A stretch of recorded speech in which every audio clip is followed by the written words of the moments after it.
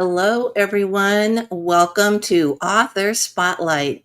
Man, it has been a minute since we've been on here with you, but today we are making up for lost time because we've got an amazing time planned here with an incredible author, and I just can't wait to dive in. So let's do our little intro, and then we'll get right into it.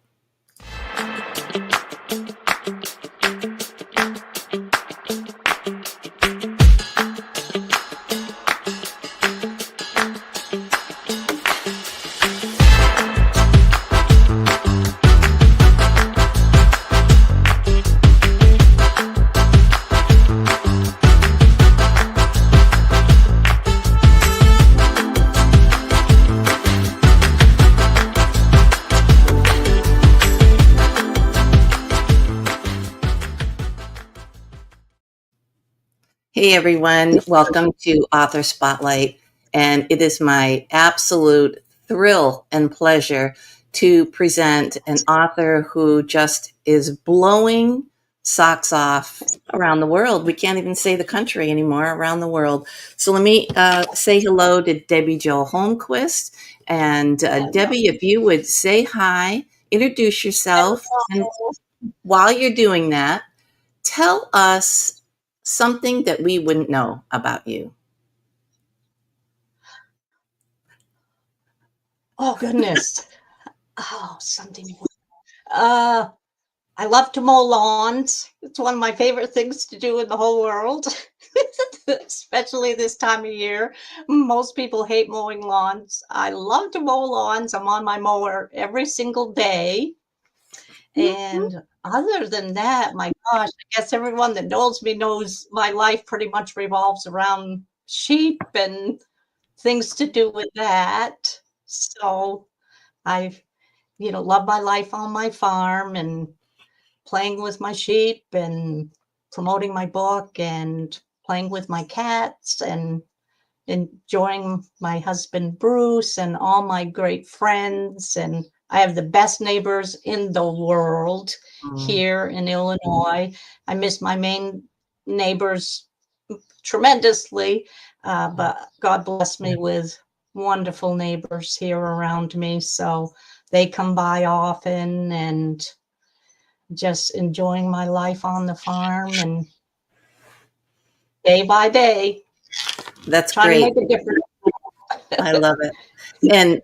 And probably people don't know that you love to mow, but that's one thing I would have known about you just by seeing the expression on your face when I've seen you on your mower. You're loving life and living large. So, Yes, or I'm on my tractor. I like my tractor too. oh, yeah, the ultimate fun. So, a little full disclosure here. Debby and I have actually known one another since we were just little half pints. I think we were probably 6 or 7 years old. We were buddies in Maine in grade school together for the short time that my family lived in Maine, just up the road from Debby's family's farm. And we spent many an hour running around that place and playing in the barn, riding the donkey, skating on the pond in the winter. And we lost touch after our family went back to Ohio. But in a very fortuitous manner, Deb found me again on Facebook. And the timing turned out to be incredible because she needed someone to give her some direction and some help with her book. So it turned out to be beautiful timing. And I just have to say, it's such a blessing to be back in Debby's life. I love her dearly. And all that being said, I can't promise that there might not be a tear or two at some point today, because this story really hits hard.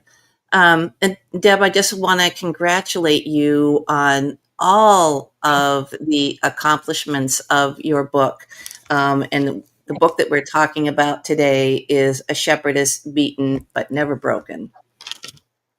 So would you share some of your wins with us that you have experienced through the publication, after the publication of your book? Oh, well, thank you for asking. I guess to begin with, the first 48 hours of launch, it made the bestseller list. And one particular thing I was really proud of is it won #1 in 4 categories in hot new releases. And one of them was inspirational story, which that was my goal. So that one really touched home for me. And within the first, I think it was like 2 or 3 days, it sold into 9 countries around the world.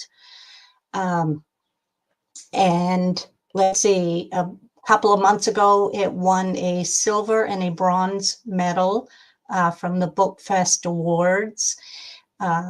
They had 1,000 entries that they judged for the final award internationally. And so I was thrilled to, get 2 awards out of that. And then, let's see, I've been invited to be in several magazines, agricultural magazines around the world, one in Scotland, New Zealand, Canada, like 3 or 4 in the United States. And then Australia did a invitation to me to do a live podcast to speak about my life with sheep. And we gave some sheep advice. They asked me some questions about that, lambing time and care of sheep and that. So that was fun. And then just this week, they publicized an article that they invited me to write in their Australian sheep magazine that covers all of Melbourne and Victoria, Australia, which encompasses thousands and thousands of sheep breeders, one of the largest sheep producing countries in the world. So that article just came out this week. That was a big honor for me. And then I was invited to be on the CBS television show, CI Living, for an interview about my book and my life with sheep. That was about a month ago. And I took a baby lamb with me to the TV studio. He was only 3 weeks old, and he was the hit of the studio. All the newscasters and reporters and everybody all got up from their desk when I walked in with a baby lamb. They knelt down on their knees and were taking selfies with him. And he was, with me during the TV interview. And that was great. That was really fun. So I've been keeping very busy, and I'm so honored and thrilled about the recognition that my book has been receiving. I've done some presentations at churches and libraries, a Rotary Club, the Kiwanis Club, things like that, that, again, is an honor for me to be invited, and I get to tell my story and leave people, with some inspiring messages. And then this summer, as you know, I've been invited to fly back home to Maine to give a big presentation. We're slated for 2 hours at the Scodontha Library in Damerscott, Maine, my hometown where I graduated from high school 49 years ago. So I'm very excited about that, as Sherman's bookstore in Maine is right next door. And so we're doing a big event there, a presentation with videos about my life with sheep and the book, and lots of photos, and meet and greet and book signing. And I get to come visit Leslie, you, and all my friends back in Maine. So I'm so excited about going home again, and the open arms that they've extended me to come back and do that. So I'm keeping very busy, and I'm loving every minute of it. I was just going to say, this woman is not sitting on her laurels. So Deb, give us a thumbnail sketch for those that aren't familiar with your book yet. Tell them what this book is about. This book is about my life, living my childhood on a sheep farm in Maine. Um, Sadly to say, in an abusive and neglectful environment.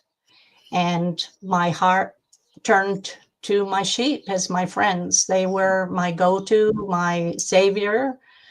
Uh, so it took me 5 years to write this book. And luckily, I hooked up with you, Leslie, in the last year, and you gave me the final push and enthusiasm and confidence to write my story.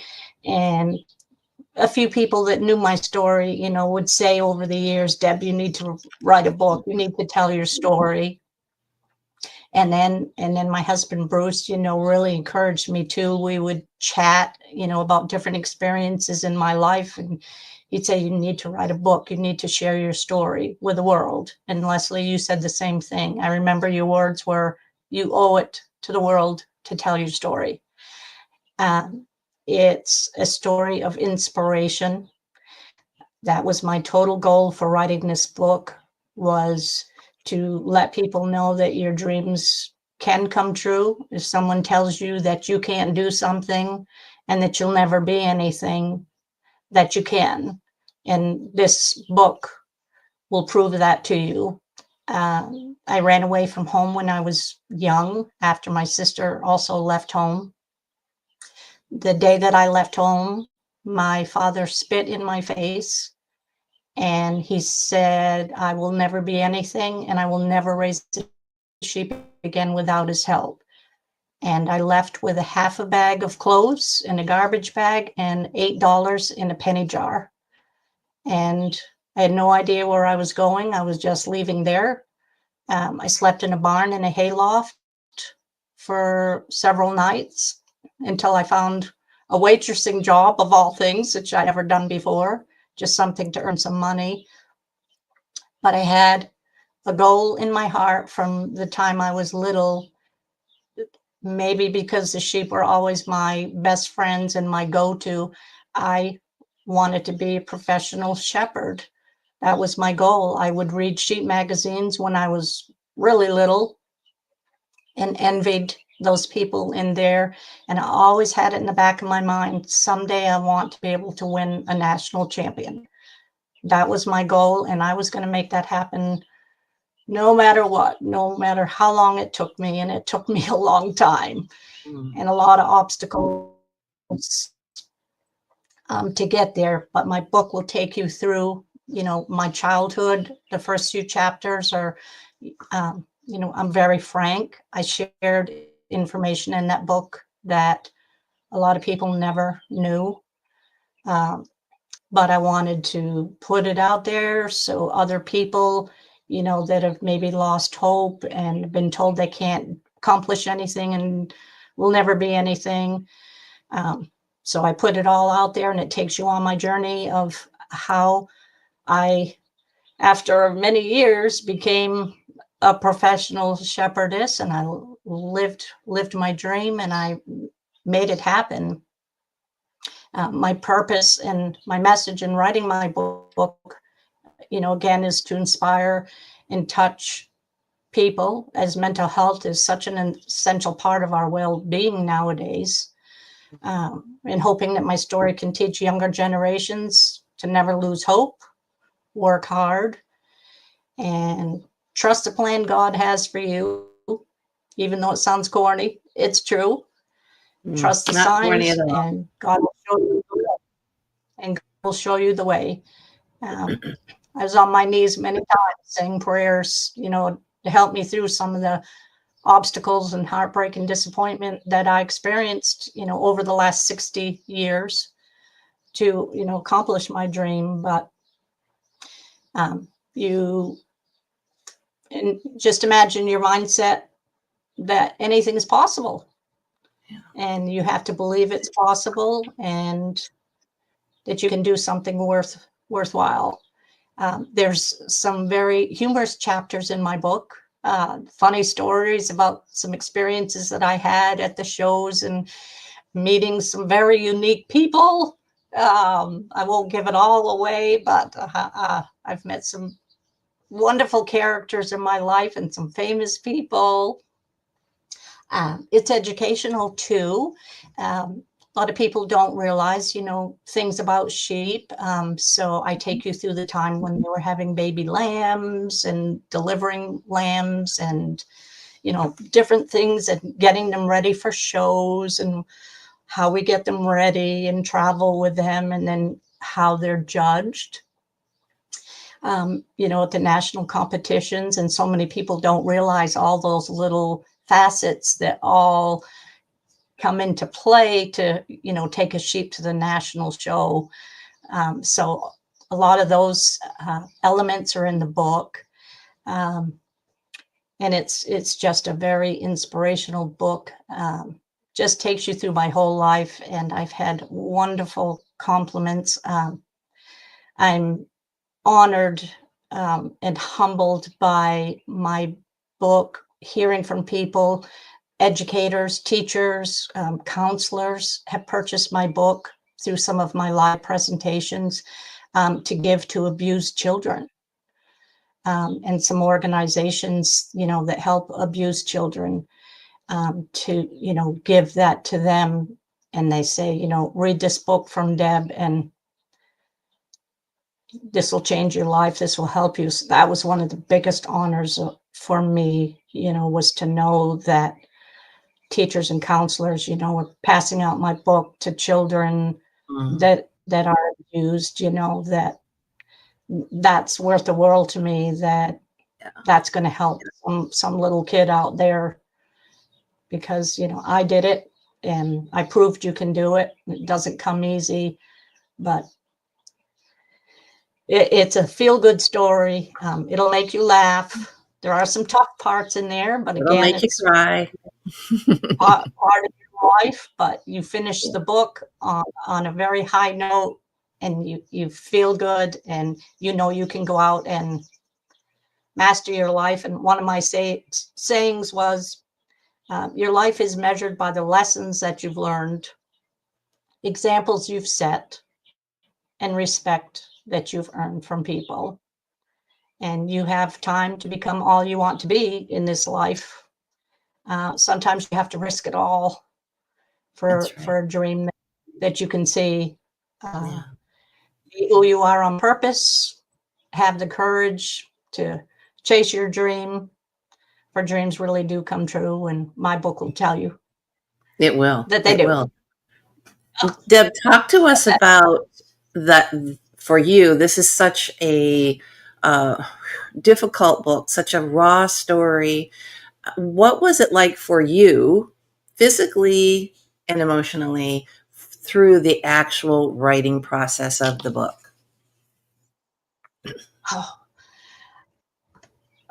It was very tough. Like I said, 5 years I've been in, the making of putting notes down, and I wasn't sure if I could dig deep enough and had the talent enough to put it on paper. Thank God for you, Leslie and Joan, Victoria's U Press. I mean, without you guys, I probably wouldn't have finished the book, because I didn't know how. I didn't, have the tools, the knowledge and all that. I knew my story, but I really didn't know how to put it on paper. And Leslie, you were instrumental in helping me get this story out. You gave me so much confidence. Because of you, my book is out. Honest to goodness, I don't think I could have without you. So I'm forever indebted to you. But it was tough for me. I had some chapters that I would put my head down on my desk and sob. Yeah. Because I relived, some of the sad things that happened. And, you put them back away in your mind, and they just made me really sad. But I wanted to show people, because there's a lot of people that go through same thing as I did or worse, and just make you feel hopeless and powerless. And I just felt it was important for if I could give a little piece back to people that are in those situations, that it's going to be okay, Yeah. that you can find light in the darkness, and you just keep pushing forward. If you have a dream in your heart, it's meant to be, and you just keep pushing forward and you find a way. It's going to take a long time, and it doesn't come easy, and you're going to fall down, because I did many times. And, I had people whisper behind my back, she doesn't stand a chance, and when you hear things like that, it knocks you down, so you have to pick yourself back up, and just you keep that dream inside your heart, and you go after it no matter what it takes. And that was my goal, so Yeah. if I can do it, you can. And just never give up, keep So going. Debbie was a writing student of mine, and then we continued forward in a book coaching capacity. And you kind of answered this already, Debbie, but how helpful was it, or was it helpful to it really experience that nuts and bolts class on nonfiction writing? And then was it helpful to have a coach kind of in your back pocket to fall back on as you not only wrote the book, but as you found out, as every author finds out, writing the book is only the beginning. Then you have the whole publishing journey to experience. And so how did that play into providing a service for you through that process? Oh, it was 1000% critical, instrumental. I couldn't have done it without you. Like you said, I took your writing classes there every week for a few weeks, and I took pages and pages of notes. I still have them. They were crucial to my writing. I learned so much that I never knew. I consider myself a farmer. I'm not, I don't consider myself a professional writer. So I had a lot to learn, and you taught me everything I needed to learn. And the confidence that you gave me, that was Mm. huge, the confidence. But the tools that you provided me in those classes and your coaching was instrumental. I couldn't have done it without you. And I'm not just saying that. I couldn't have. And, people that are considering wanting to write a book, you need to go to Leslie and take her classes, honest to God, because I wouldn't be sitting here now if I didn't. That's the God's honest truth. And, you were there for me so many times, encouraging me and coaching me and, pushing me and teaching me things that I needed to learn. And I've learned so much, so much.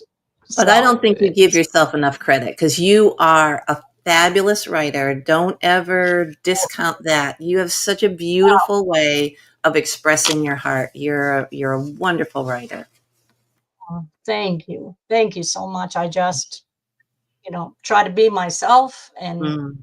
and I wrote it as if I'm sitting talking to somebody next to me, and I hoped that that would work. And And it did. I just So, what was it like working with Victoria Shoe Press? Because we hit some major speed bumps at a couple different spots along the way. You had a vision of how you thought things should be. We came from a different perspective, excuse me, with our expertise. And so there were moments where I know it was not easy for you, but what was it like? Because the proof's in the pudding. Look how wonderfully your book has done, but the process itself. Let's talk about that for just a minute. that was, again, I learned a lot. I I I wrote way too many chapters than I was supposed to, apparently. So, that was a wake up call for me. But Victoria's You Press, Joan, and you, Leslie, worked with me. And I, as Joan said, I stuck to my story. I believed in my story, Mm. and you can't cut your life story short. This was 60 years worth that I needed to get out and have people understand it and read it. So thank God you guys worked with me and believed in my story. At first, like, oh, this is just a farmer writing a book, and you guys hung with me and believed in me, and my editor, Charmaine, I can't leave her out. Again, I'm not just saying this, the best in the world. I mean, she gave She my is story magnificent. Yeah. wings. She gave it wind beneath the wings, so eloquently. And again, Victoria's U Press, believed in me and allowed me to keep, most of my story in there, and rode the bus with me and saw me to the end. And thank God you did. You believed in me, and you guys Always, have been there all, always. all the way for me. I am very blessed that God put all of you into my life, and you guys have helped me tremendously. I can't imagine working with anybody else. Victoria's U Press, Oh, all the way. oh, thank you. Thank you. I did a video on our Facebook page today about what a solo experience writing can be. And sometimes it can be very lonely and you just feel like you're kind of flapping by yourself out there. But you've had a great community behind you. I mean, there's a certain community that was in our class, but there's a huge community in our Facebook page that's Book to Business and Beyond. How has that community made you feel as a writer, as a first-time writer, in terms of feeling not so alone and in terms of feeling supported in your own personal community? How has that impacted you? Oh, tremendously. The one word I would use is, confidence. They instilled all of you, and all of them just instilled so much confidence and belief in me, gave me that push, that enthusiasm, you can do this. And that's what you need, as a writer, for sure, is, that, people have confidence in you, and they're backing you, and they're there to see you through, and they're cheering you along the way. It's, everything. And, writing my story, and, sometimes I would be up till 1 or 2 in the morning, writing chapters. And I'd give it to my husband, Bruce, to read the next evening, and all excited to see, what he thought. And he'd read it and he'd say, "This is no good. You need to get back in the office and rewrite this. People don't know what you're feeling. I don't feel your emotions." And so I'd go back in the office and rewrite them and take them back. And he'd say, "This is really good." Awesome. So he helped me a real lot with that. And, again, you, Leslie, I don't know how many times I've emailed you and texted you, and Joan, and you guys are always there for me. So the confidence level, of all of you and all of those people were instrumental in helping me. Well, it's so interesting. I love the fact that that's your standout, because Deb, I have to say that that's what I saw. You emerged from the publishing experience, this very composed, confident woman. The insecurities were gone. It was like you were really just stepping into who you truly are, and it's been beautiful to witness. And there is, Thank you. if you will agree with me or not, because you've received a lot more accolades than I have, but I feel like, I will say, in my own life, there's no feeling that's quite like the feeling of being a best-selling author. It leaves something behind. It changes something in you. And I've seen the same thing happen within you. Yes. Oh, I would have never have dreamed, that for sure. I just hope that people liked my story. Again, I know I'm repeating myself, but I couldn't have done it without Leslie, you, Leslie, and Joan, and Victoria's U Press, and Charmaine. But it has definitely given me so much confidence, and the feedback from people that message me, and my reviews on Amazon. Every single written review on Amazon are 5 stars, and the Right. thing that people have written, I mean, I just would burst into tears reading some of them. Truly, I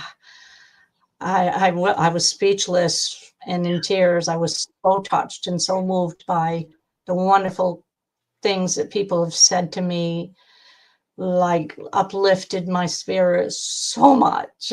Yeah. It's Yeah. indescribable.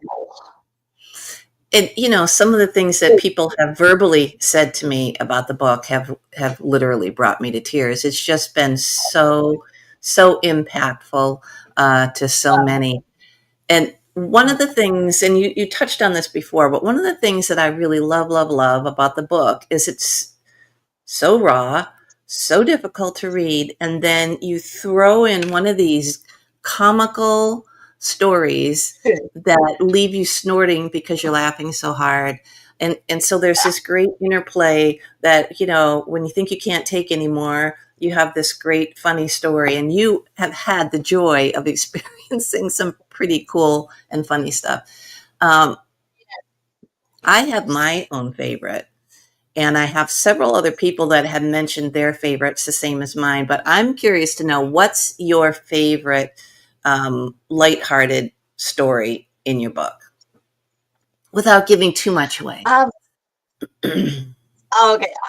Um, well, the one with the green swamp monster, that one was about a sheep, a wild one, that got away in the show ring and ran out of the fairgrounds and down a set of railroad tracks about a half a mile, down over a bank, ended up into this algae infested swamp. Uh, and then they ended up catching it and carrying it back into the show ring, and it got away again and went out to the carnival and took a ride on the merry-go-round, a couple spins, and under the Ferris wheel, and some hilarious chapters. One of my favorites was the chapter called Risky Business. It was at a fair, briefly, a lot of competition there. And the one class, Finnegan Showmanship, was always my favorite class. And it's based on how well you present and fit your animal to the judge and your knowledge of your sheep. And it was just always my favorite because it was based not on particularly the quality of your sheep, but the quality of you as a showman and how well you bond and handle your sheep and present it. So it was just a great one. In this particular fair, every year they gave this big, beautiful silver bowl called a Paul Revere silver bowl.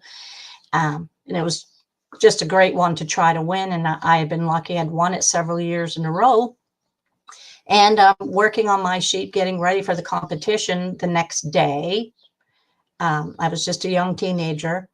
And I see this golf cart and the livestock superintendent riding up towards me pretty fast. And he hops off his golf cart and he said, "Deb, I need a favor from you really bad." He said, "This fair needs promotion and they're doing a big newspaper story. And the reporter is sitting down in my office and he wants a picture that he can put in tonight's paper to come out in the morning when the fair opens. If I bring up the Paul Revere silver bowl for tomorrow's competition and have you hold it and as this year's winner, and then we'll put that in the paper." And the competition wasn't until the next day. And there's like 30 kids that are going to be in this competition. I said, "Well, okay." I didn't want to disappoint him and not help him. So he ran on his golf cart, went and got the reporter, brought him back up carrying this big, beautiful, shiny silver Paul Revere bowl, gives it to me to hold. And the reporter snaps the picture of me holding the bowl that I'm supposedly going to win tomorrow. And so I, get up extra early the next morning, and the pressure settled in like, what if I don't Yeah. win this thing? I don't want to insult other kids and other people. And the livestock superintendent said, I'll probably lose my job if you don't win this. And I've been the livestock superintendent here for like 30 years. So I'm like, oh, so I got up really early, and I went over my sheep like Q-tips in her ears and polished her hooves. And I mean, her fleece was like velvet. So anyway, after the competition was like an hour long because there were so many kids and it was such a heated competition, and the livestock superintendent sitting on the bleachers watching, and I'm like sweating. And Yeah. oh, I luckily ended up winning that silver bowl that day. And as I ended that chapter, I said, I walked over to the newspaper stand that afternoon, took out a newspaper, and there is my picture on the front page of the local paper. And it says in big black letters, the fair opens today with a winner. And I was that winner. So it's one of my favorite chapters. Like that just was heard of. Yeah, That was that one was of a my good one. favorites. That was a good one. I took your book this morning and let it just open up because I wanted to see, what I would open to. And it fell open to page 8. And you were sitting outside at recess playing with dandelions with a little friend. And the friend asked you, what do you want to be when you grow up? And you didn't hesitate and said that, what did you say? Oh, I said, I want to be a professional shepherdess. I want to be a farmer. Yeah, Like that was, I don't know, 7, 8 years old probably. yeah, yeah, That was etched in stone at that time. I just yeah. knew that's what I wanted to do.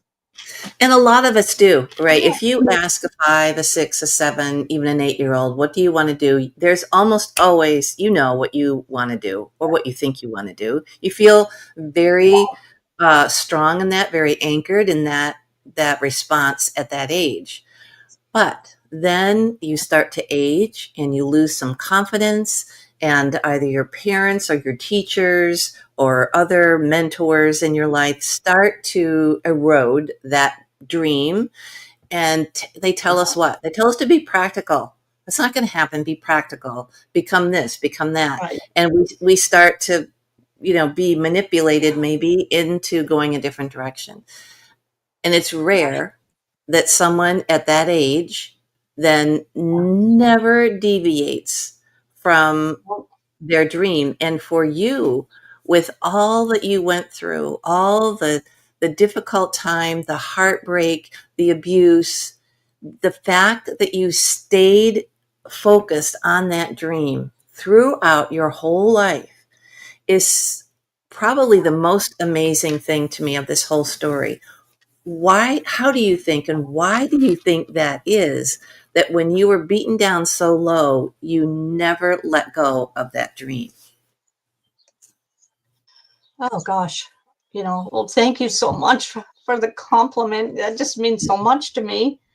Uh, again, these compliments just touch my heart so much. I, not to sound corny, but I think it was just in maybe a God-given thing to me that I I just knew. And again, the sheep were where I turned to. I spent a lot of time with the sheep when I was little, when my father would do things to me, or my mother, and beat me down, and neglected, I would go out and sit with the sheep. They were my friends. They were my go-to. They were always kind to me, and I had a communication with them. They didn't have to speak to me. They did when I sat with them, and I just always knew it was ingrained in me. And I had to do a lot of things over the last 60 years that I sure didn't want to do. Mm, Um, I had, to earn money, I had to figure out a way. The first 3 sheep that I bought, I paid $60 each for. And today they go for thousands and thousands. But it was a start, and it fulfilled my heart. And I knew, 40 years down the road, maybe, I could have some really good sheep. But I started, at the bottom, literally. And I worked in a computer factory, installing ECO boards and computers and soldering chips on computers. I mean, I waitressed. I did, anything I could to earn money and, start saving to get some really good sheep. And I literally crawled my way to the top, a little at a time. And, in my book, when I left home, my father literally chased me physically and emotionally for over 30 years to fail. He would follow me to different shows and, spread really bad rumors at shows, do things to try to get me kicked out of shows. I mean, tell horrible lies about me. My own state fair in Maine, where I grew up, I couldn't even get in. My entries were denied for 5 years in my own state show. I could show in Ohio, Nebraska, Missouri. I couldn't even show in Maine. And I found out when I finally got accepted, it's in my book. My father had told the livestock superintendent that I was not good enough and my sheep weren't good enough and not to ever accept my entries. And he didn't know better, and so he didn't. And, when I found that out, I went to Ohio to a sale. I'd saved up money to buy a really good sheep. I had $1,500 to buy her. I traveled all the way from Ohio, didn't have enough money to sleep in a motel.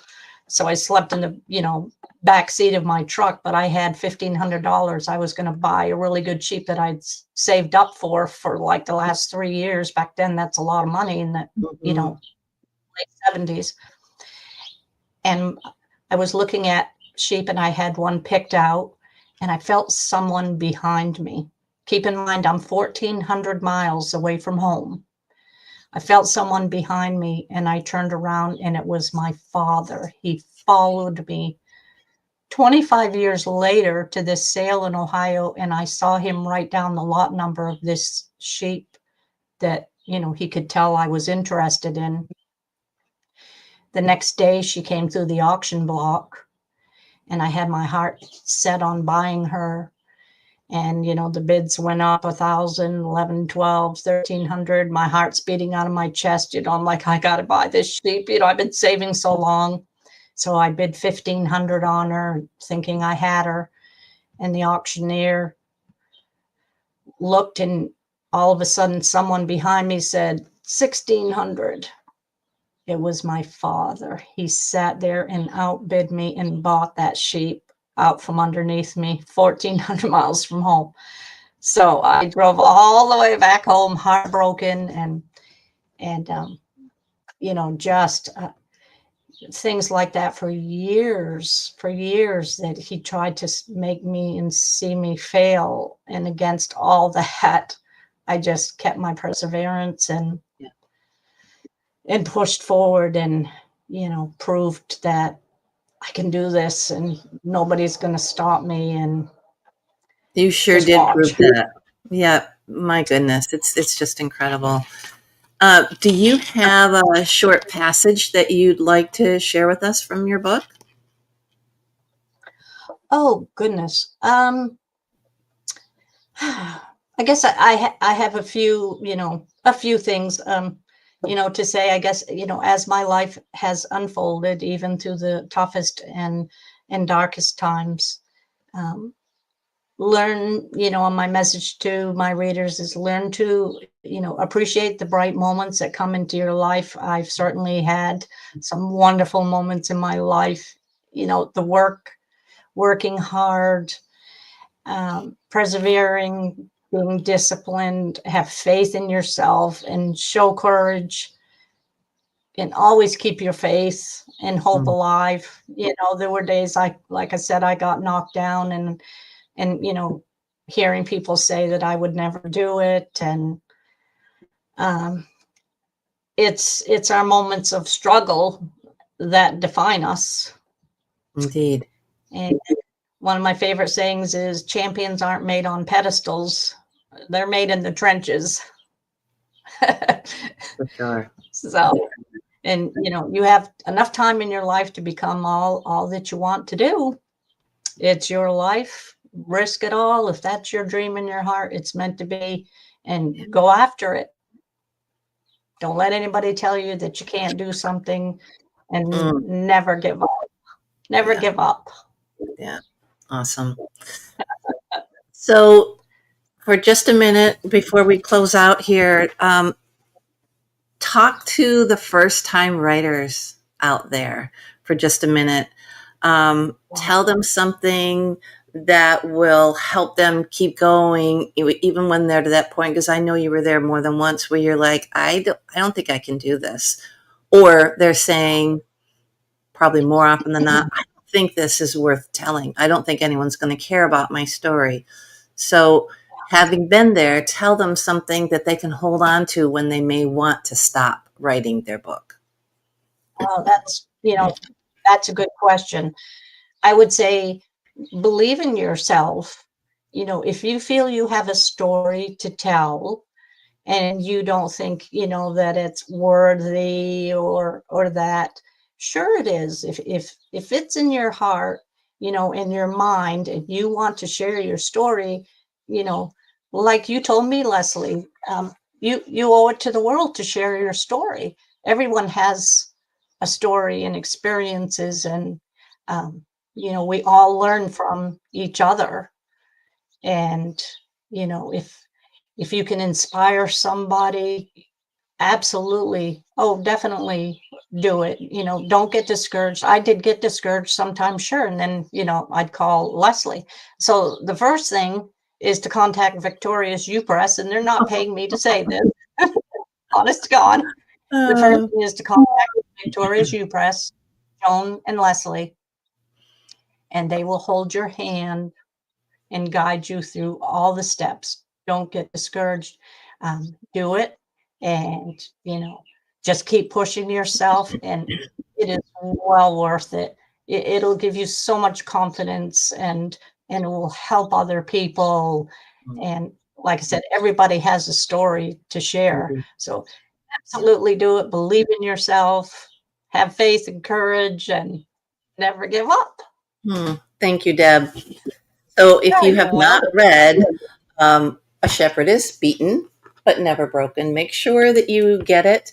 And I would recommend going right to Deb's website and order it from her, because she would be gracious and sign her book for you. So, this is a great segue, Deb. Tell us how and where we can find you.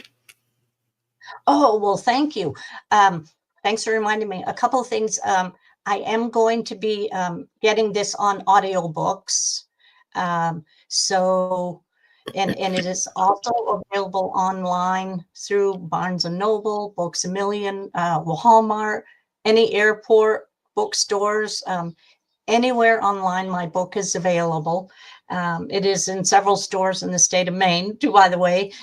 My website is www.debholmquist, HOLMQUIST.com. You can order the book straight through there, and I will custom sign it and ship it to you for sure. Let's see what else. Oh, one thing I was going to mention, several people have commented that they think my book should be a movie.